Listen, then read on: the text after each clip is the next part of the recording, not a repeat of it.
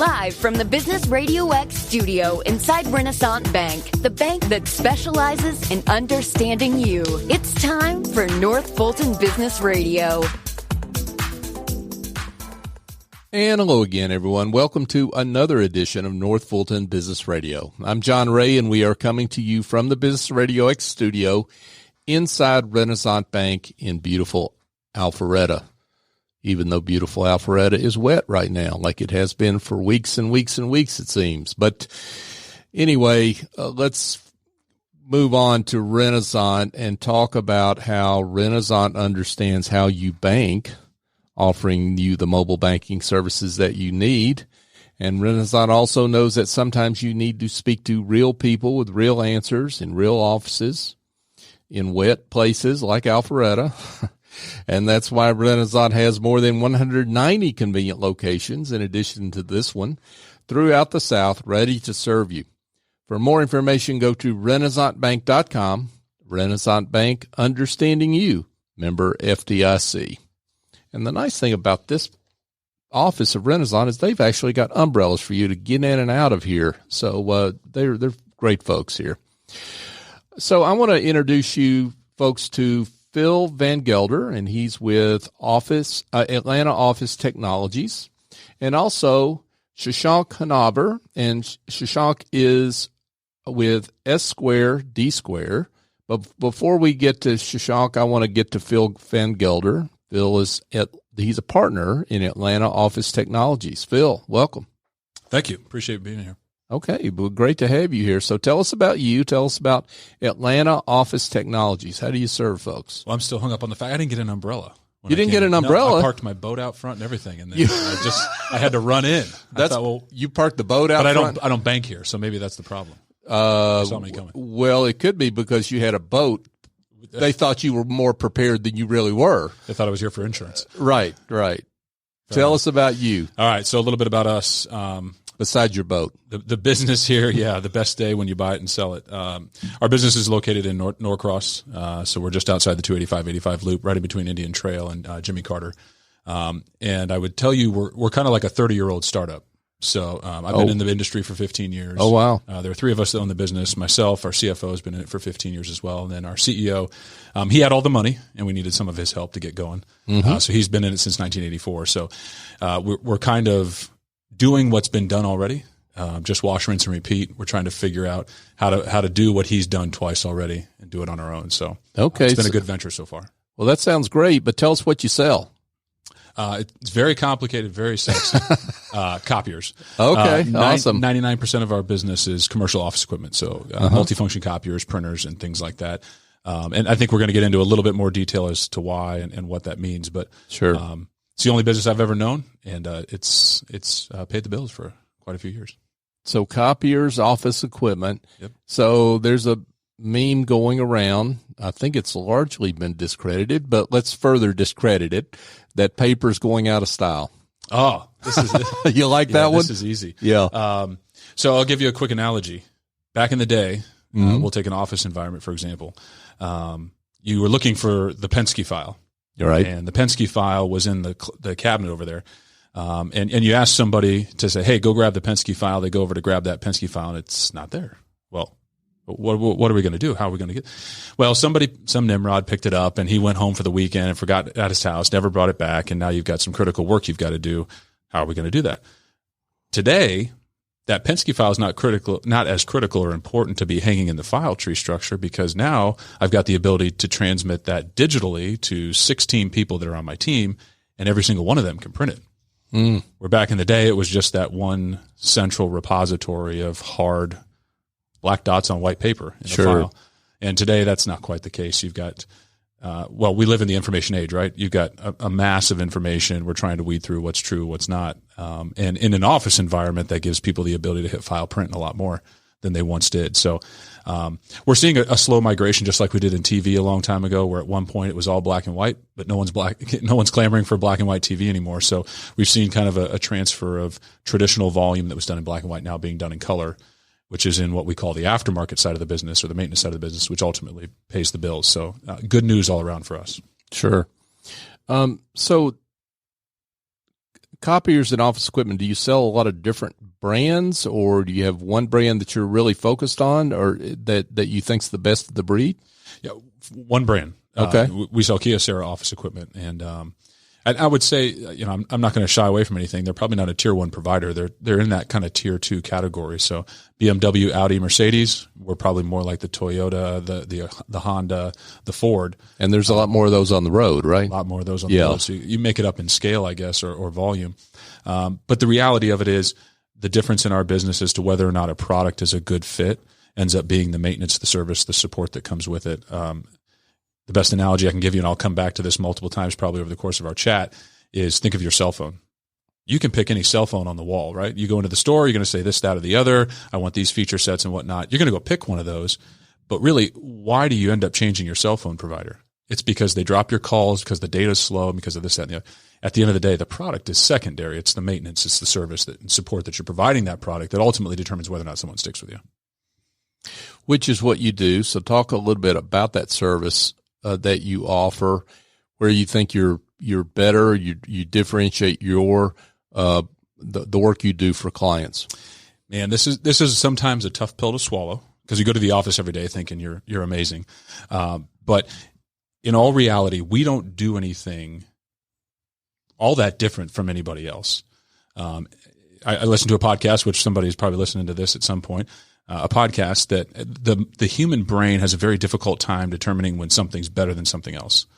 So, for example, you think the best steak in town is over at this place, and I think the best steak in town is over at this place. Well, how do we determine which one's really better? That's completely subjective. But to be different, the human brain has a much easier time understanding that. Sure. And so where we try and make ourselves unique is in the differentiation of how we're providing service. Again, I'll go back to the service, the product secondary. We do that with technology allows us to be far more automated than we once were. The analogy I would give you there, and the way we approach maintaining and servicing a product or a customer, is going to be the same way that healthcare is promoting the wellness strategy. Am I showing up to the doctor with clogged arteries and stage 4 lung cancer and telling him, hey, I need you to fix me? Or am I showing up proactively on an annual basis, getting everything checked up and saying, hey, you need to make some small tweaks here and some small tweaks there? It's far more cost effective, and it's, well, frankly, there's a lot more longevity in that. Sure. And our business is going to approach maintaining a client the same way. So that's kind of how we differentiate, because to tell you I'm better than somebody else isn't really going to prove a whole lot. It's in how we do it differently than everybody else. For sure. Folks, if you just joined us, we're speaking with Phil Van Gelder, and Phil is a partner in Atlanta Office Technologies. So talk about threats to your business. That's a good one. It's funny. I was just in a group last week, and we were talking about that. What do we see as the primary threat to our business? And I would say there's one internal and one external. And I would say we're probably kind of going through each of those at the same time. Mm-hmm. The internal threat, and I don't mean this to sound narcissistic or arrogant, the internal threat is complacency. We are our number one competitor in the sense that I don't get too wrapped up in what other people are doing. It's me and the customer, and I've got the opportunity to sell them something or provide them a service. It's between me and them. I don't really care what everybody else is doing, because I know what we're good at, and I know that we're going to kind of gravitate towards that. So internally, our biggest threat is complacency. Success breeds laziness, and I get concerned all the time that we don't have the productive paranoia we need to continue to grow. We use an expression that bigger is not better, better is better. And you say, well, what is that really? Don't you want to get bigger? Don't you want to advance and that kind of thing? And the idea is I'd rather run a $10 million business making 10% a year than a $20 million business that makes 5% a year. For sure. Because it's the same money. Right. But it's half the people, it's half the problems, half the headaches. And so we're really focused on making sure we're running the absolute best business we can. So complacency, to not just grow revenue, but to also maintain a profit profile that we think is appropriate, is to make sure we kind of got a bee in our bonnet at all times. The second one, and the external piece, is quite frankly, is some of the international upheaval that's going on right now. I know that seems kind of funny when you kind of evaluate that to all the way down to a little old Atlanta. But in reality, our cost of goods went up 18.5%. So I've been in the business for 15 years. Oh, really? Yeah. Unpack that for us. Tell us why. Been in the industry for 15 years. I've seen pricing all over the place, but in the last 12 months, primarily with China. Sure. The influence of that, you think, oh, that'll never get all the way down to the consumer level. It's not really going to affect us. I think the market's down about 900 points right now, so we'll see what happens the rest of the day. But neither here nor there. Our cost of goods was affected directly by that tariff exercise that we went through.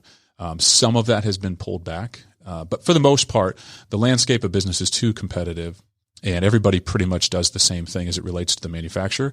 They can't really jack prices up or down too much because everybody's kind of tempered against everyone else. But the tariff and the international upheaval for supply chain and distribution really got messed up for the first time in my history that I've ever seen. Who knows? It could be same old. But in our experiences, that's been the number one competition or the number one threat outside is just being able to manage a business from a long-term perspective, not really knowing where that's going to go. Yeah, that's and that's obviously the things you can't control, the ones you worry the most about, right? And that's something you just can't control. It's imposed upon you. Control what you can control, manage to what you can't. So let's talk, Phil, about the business itself and who you sell to. Who are clients that are good fits for you? Paper-intensive businesses, so people that put black and colored dots in white paper. Mm-hmm. So I would say for the most part, it's going to be some of your traditional industries, healthcare, legal, finance, insurance, mortgage is a big one, construction, engineering, anything where information is passed directly to one individual to another through documentation. The spaces that are not good fits for us are software, high-end technology. So let's call it AI development, app development, website design, things like that, where somebody's sitting in front of a desk with 3 or 4 monitors, and for 250 employees, they have one little HP printer. Not a good fit for us. So, right. And the reason for that is because the money in our business is in the aftermarket. It's not at the point of sale. Although that's the capital expenditure that an organization incurs, it's in that trailing aftermarket. Right. I'm curious what the mistakes that you see folks make when they go to buy a copier. A few. I would say by and large, there are kind of, it seems there are 2 subsets of people. There's either, we use an expression that the people spending the least amount of money will waste the most amount of your time. So the guy that has a small office with 5 or 6 people and 1 copier, and it's kind of just a speed bump in your day in terms of having to sit down, although it's critical to our business. That individual will want to peel the layers back on the onion as much as you can humanly fathom. I mean, it will be a painful process. And there can be a point at which you're just reaching paralysis by analysis that you just say, listen, buddy, it's $150 a month. Like, it's not going to go 50% one way or the other. Let's make a sound business decision in somebody that you trust, and let's move on. So I would say one mistake is trying to outthink the room, that everybody think, that somebody has a premonition that you're going to try and get one over on them. That's one mistake. The second mistake is probably just the polar opposite, which is not questioning an existing relationship at all, and just simply saying, when the document gets put in front of you, hey, this is what you should do, just sign up. They just blindly sign it without having any kind of idea as to whether or not the market truly bears that, if it should be better, worse, or if there is actually a better devil to know, so to speak, that this is what I know today and it's not that bad. Well, could it be a lot better? The fine print will really mess you up sometimes. Well, we like to say the fine print. Everybody goes, well, what is all this language on the front and back here? And I say, all that is just what happens if you choose not to pay. There you go. Just make your payment and then we're all good. We're not expecting you for that to be in play, right? There you go. Yeah, there you go. Goals for the business. Where do you think the business is going to be over time? Where are you trying to go? That is a great question. I live with 4 women. 3 of them are under the age of 10. So I can't retire anytime soon. You don't get in the bathroom either, do you? I'm going to have to build an addition on in about 7 years from now. So I know personally I can't check out anytime soon. Between the tortoise and the hare, I'm going to be the tortoise and have to work for quite a while. But a lot of guys that get into the business late that are further on in their career want to build something quickly that they can sell for a multiple of earnings. And for us, I think we have a totally different strategy. This is not a game to blow it up real big and then find somebody bigger to buy it. Although there is a lot of private equity getting into our business, that's not the interest that we have. We're kind of like I can say this to you because you are one, but at one point we were both 14, 15-year-old boys, And that's been so long ago that I can't remember. You can remember, but I can't. But once upon a time, as the fairy tales say, we were a 14, 15-year-old boy. And if you can remember the things that happened to you in those moments, like, your feet get big, your nose grows before the rest of your face, and you got zits all over your body, and your voice is kind of cracking, and you're like, okay, this is kind of some cool stuff that's happening to me. This is kind of neat. The girl's noticing me there. That's not it. But you still make a ton of mistakes along the way. And you don't know what you're going to do, how things are going to end up. Is this my mug for the rest of my life, or am I going to grow into this? I'm going to analogize that, as painful as it is, to kind of how our business is right now. We are that kind of lurchy, awkward boy that is growing like crazy, having a lot of really cool stuff happen to us. But at times you're changing the tires going 70 miles an hour. You got to figure out, hey, when is it the right time to bring new people on board? Do we really want to throw bodies at a problem? We just had a conversation about this last week. I asked somebody in the office, we're considering bringing on a new service that would kind of augment what we're doing today from a business development standpoint. And I said, you know what the main problem is with this, don't you? And they kind of rabbit trailed on some stuff. I said, no, that's not it. I said, the main problem is twofold. One, we can afford to do this, which is a problem in general. We can afford to do this, and we can afford to do it and let it fail. And that's when you're wandering into the woods as a business, that you're making lazy decisions. You're doing things that aren't keeping that sharp edge of what you were doing when you started, when you had that pucker factor every 2 weeks that payrolls do, and you got to go sell something and make cash flow real. Sure. All that pressure is gone, and you can start to wander in the wilderness a little bit. And I would say that is the thing that bothers me at times, is that we're not keeping that sharpness that we once were. That's really wise, Phil. Beyond the fact that I just lived through an episode of Back to the Future with that teenager analogy, but no, seriously, that's really important. That just because you can afford it, and just because you can afford for the experiment to fail, doesn't mean you ought to do it. I mean, that seems self-evident, but sometimes companies get lost in that, right? I had an industrial arts teacher back in 7th and 8th grade, and he would always make jokes with us because we were morons and didn't know what we were talking about. He'd tell us to go to the art room and get the board stretcher if we cut something too short. I'll let that sink in for a second. Yeah, really. And then if it was time to paint something, he'd pick on somebody and tell them to go get the plaid paint from the closet, stuff like that. But he always used this great line. He used to say, your mother doesn't work here. Clean up after yourself. Do what is right. Avoid what is wrong. And people want to write a book all the time to tell you about the 3 great rules or these 10 simple steps to running an incredible business. At the end of the day, the rules of business are pretty darn simple. You just got to do the right things and avoid the wrong things, and everything kind of works itself out. You can run a great business. I tell my CFO all the time, it's difficult to manage profitability without revenue. So you can sell your way through a lot of problems. But at the end of the day, if you just continue to generate cash, if you generate cash, your business has the opportunity to have longevity. Great stuff from Phil Van Gelder. He's a partner with Atlanta Office Technologies. Phil, this has been great. So for someone out there that's looking to for office equipment, tell them how they can be in touch with you. Yeah. Speaking of revenue, let's get some sales going. Hey, Action Jackson, let's make it happen. We can't do this all day, folks, but if you call in the next 30 minutes now. I would tell you that the simplest way to get a hold of us, you go to the website, youraot.com, youraot.com. There's a submission there. You say, hey, listen, I want to have a conversation. I want to have somebody from sales reach out to me. Mention me by name. I don't care. Like I'm a zealot for the cause. I'm like that guy that flips the tax banner out in front of the store. Like, come talk to us. You're that guy. Well, not quite, but yeah. I've always wanted to meet that guy. So thanks for being on. I've been corny enough, I guess. Right. Yeah. The pay is great. Yeah. But I think communicating us through the website is one way to do it. We're on social media, all the traditional measures that you can find somebody on social media. But yeah, at the end of the day, we'll sit down and talk to anybody. Awesome. Great opportunity.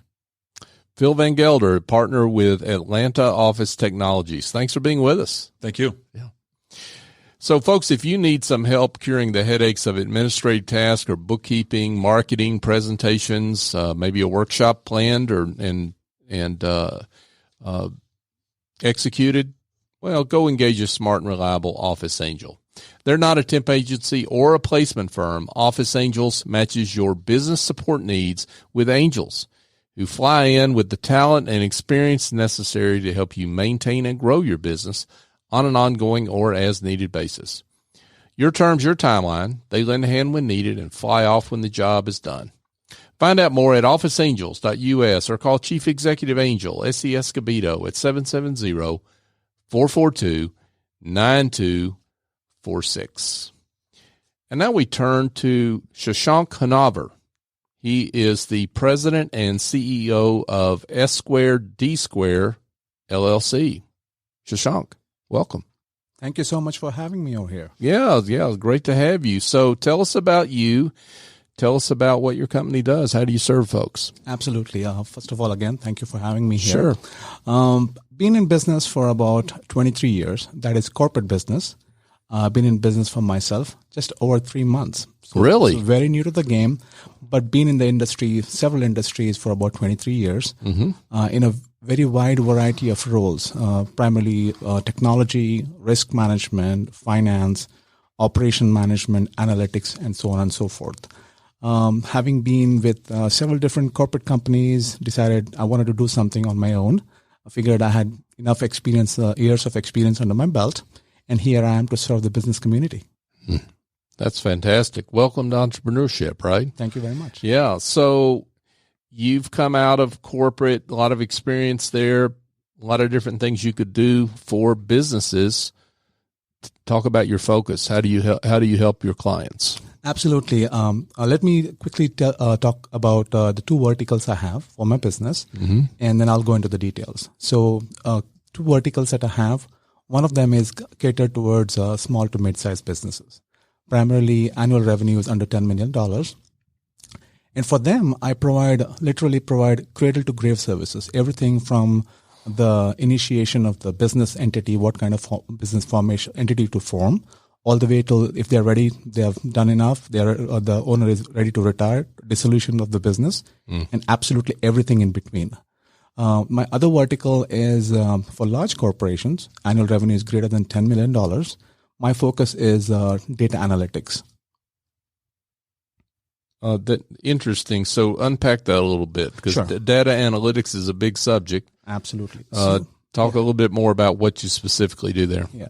So let me quickly tie in some of my prior experience within corporate. That'd be great. Yeah. So I was within the internal audit department at SunTrust Bank in their data analytics team. And SunTrust being now they're part of Truist after the merger of SunTrust and BB&T.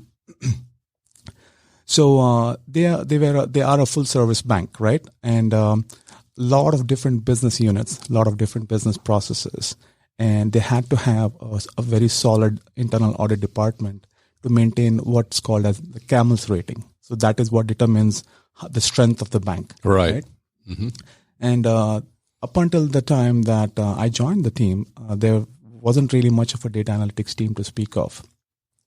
So we audited the different business processes.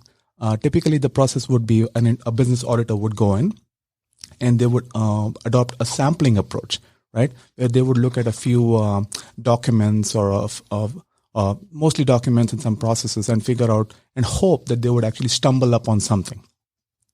What data analytics does is it allows you to do a complete population testing. So you can test the entire business process, get data out of business applications, and do a complete full every single. You can look at millions of records of testing.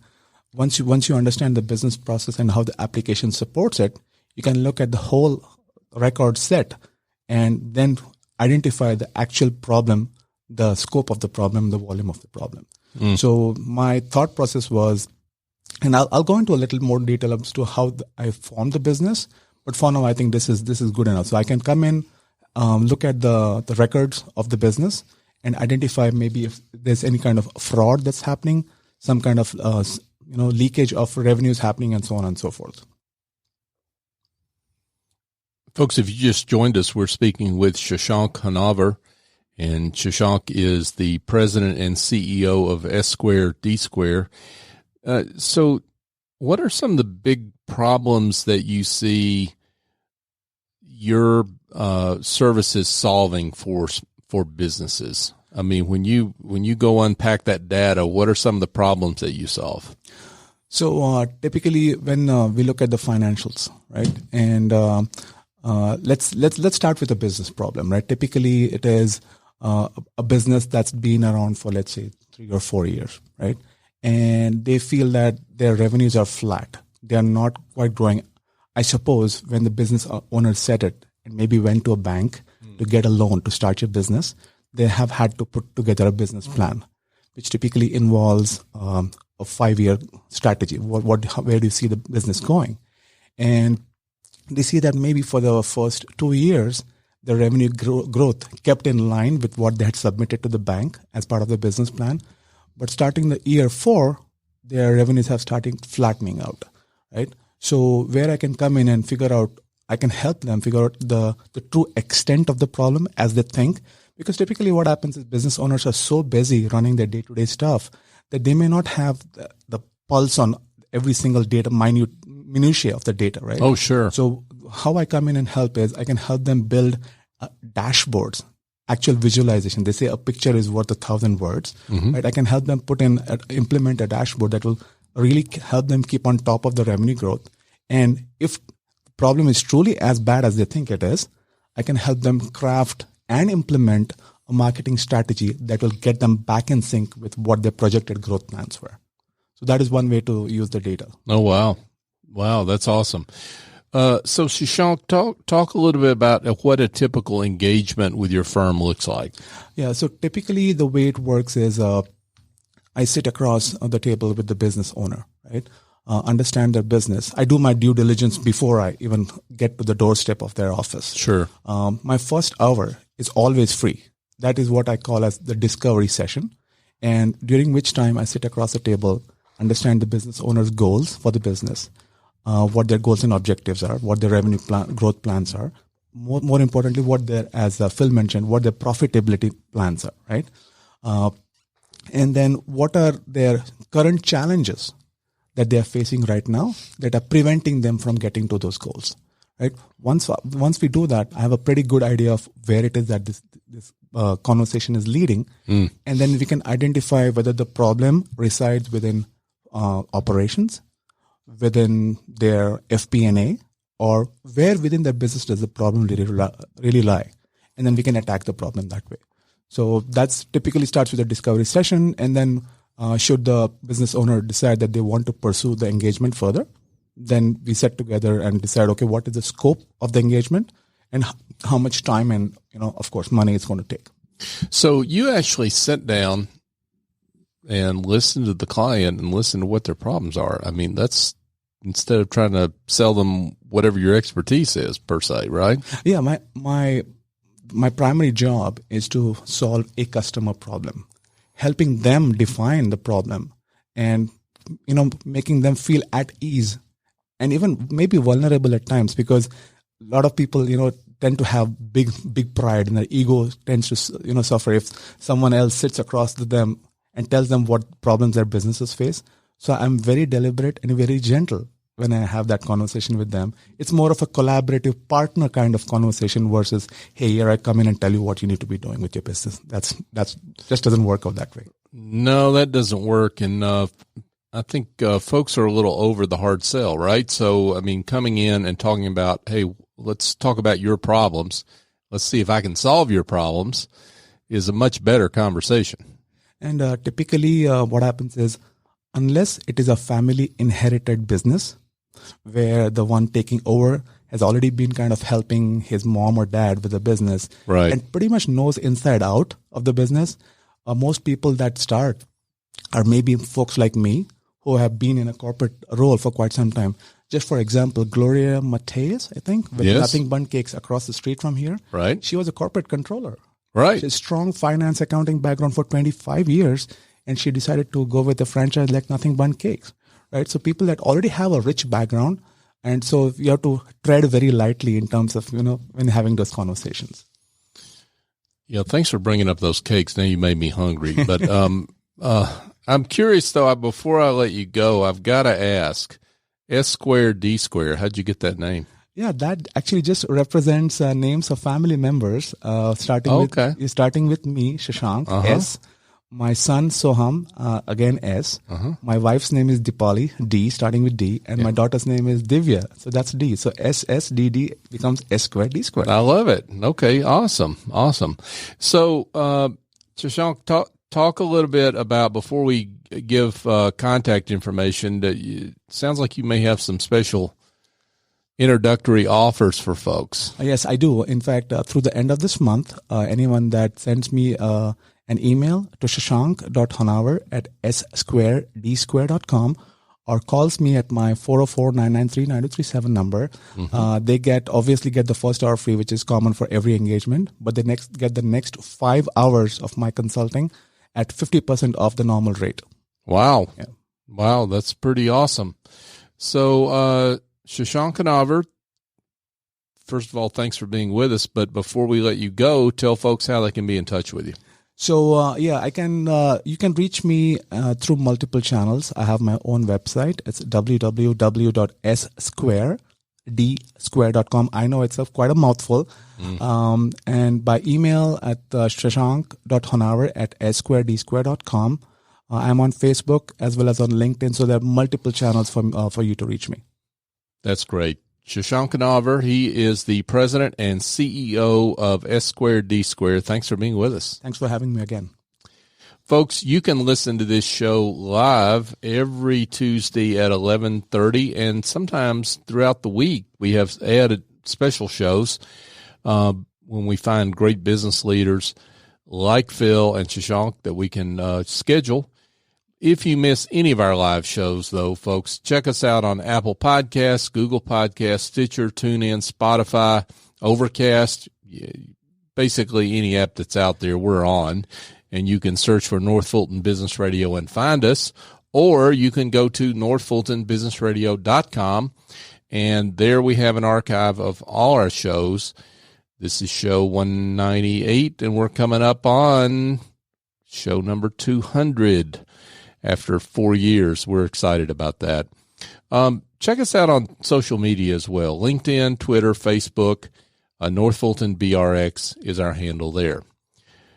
So for my guests, Phil Van Gelder and Shashank Honavar, join us next time here on North Fulton Business Radio.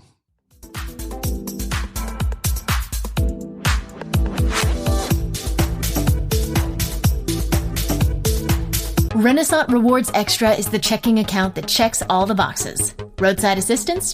Check. Cell phone insurance? Check. More than 400,000 local shopping discounts? Check. Up to $25 per month in ATM refunds and a great rate? Check. All in an easy-to-use mobile app. To open an account or find out more about Renaissance Rewards Extra Checking, go to renaissancebank.com or visit us at any of our more than 190 locations throughout the South. Renaissance Bank. Understanding you. Member FDIC, Equal Housing Lender.